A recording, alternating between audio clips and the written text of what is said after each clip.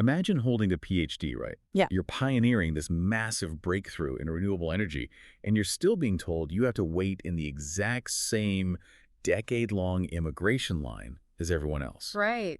Which is just wild to think about. Oh, totally. Unless, of course, you know how to prove the U.S. government needs you more than you need them. So, welcome to our deep dive into the EB-2 National Interest Waiver.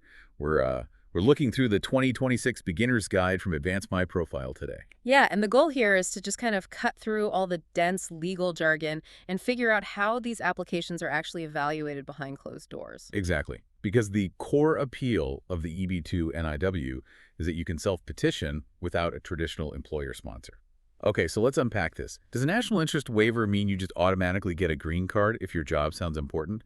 Like, it sounds almost like a VIP pass. Well, what's fascinating here is that's exactly the misconception USCIS targeted in their January 2025 guidance update. People hear the word waiver and they just assume it's this blanket exception for highly skilled professionals.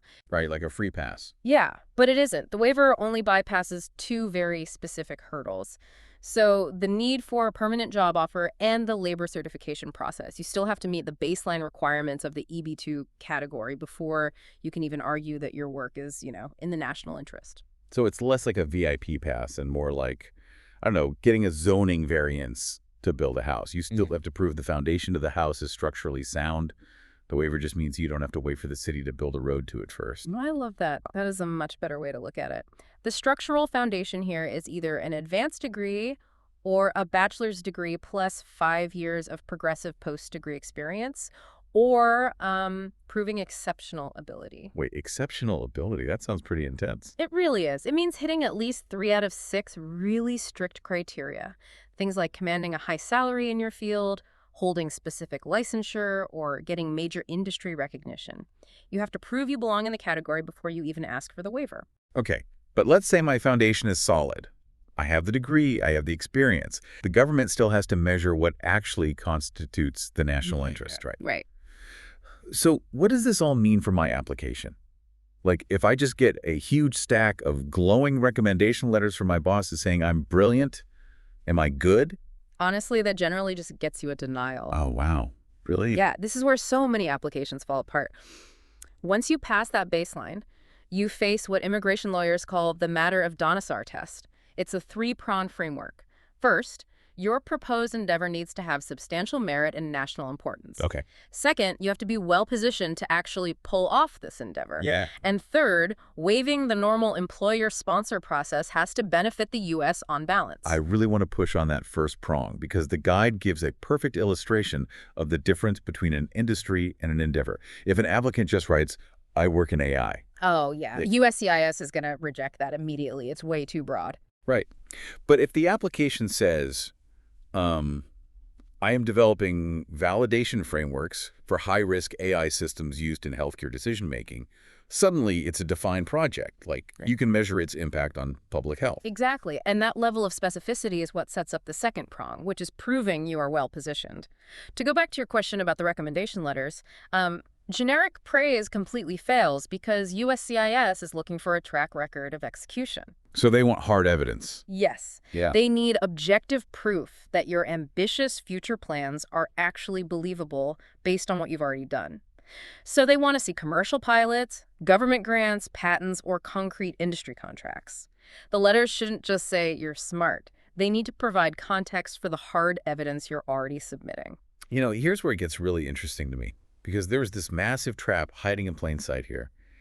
People constantly confuse employer prestige with national importance. Oh, all the time. Like, working as a mid-level engineer for a globally recognized tech brand doesn't mean your specific day-to-day endeavor matters on a national scale. USCIS evaluates the work you are proposing to do, not the logo on your current paycheck. Right. If your argument falls apart the second you remove your employer's name, you just don't have a strong national interest waiver case. And that distinction really highlights a larger theme here, which is that USCIS is incredibly literal. And that literal interpretation doesn't just apply to your job description. Right. It applies to the paperwork itself, which is where people hit major procedural walls. Because bypassing an employer doesn't mean bypassing the bureaucracy. Exactly.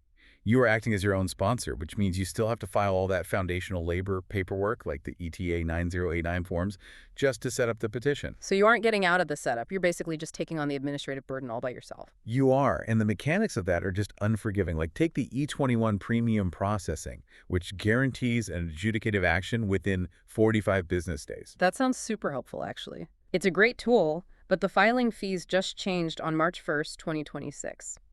And because the system is automated at intake, if you submit the old fee amount or, if you use a personal check when they now require ACH transfers or card payments for certain paper filings, Let me guess, it just bounces back. the system automatically rejects it before a human ever even reads your groundbreaking AI proposal. Man, it is a brutal combination. You need this visionary, nationally important endeavor, but you also need tedious administrative precision. You really do need both to survive the process. But, leaving aside the immediate paperwork for a second, I want to leave listeners with a really critical thought about that progressive experience requirement we talked about Oh, earlier. right, the 5 years of post-degree experience. Yeah. You really need to look closely at your own career history. Does your resume actually tell a clear, documented story of increasing responsibility and relevance in your field? Or does it just show you existing in the exact same job for 5 years? Wow, yeah. Existing versus progressing. Exactly. Right. Because the government definitely knows the difference, and you have to prove that narrative of growth if you want them to waive the normal rules for you. That is definitely something to think about before diving into this process.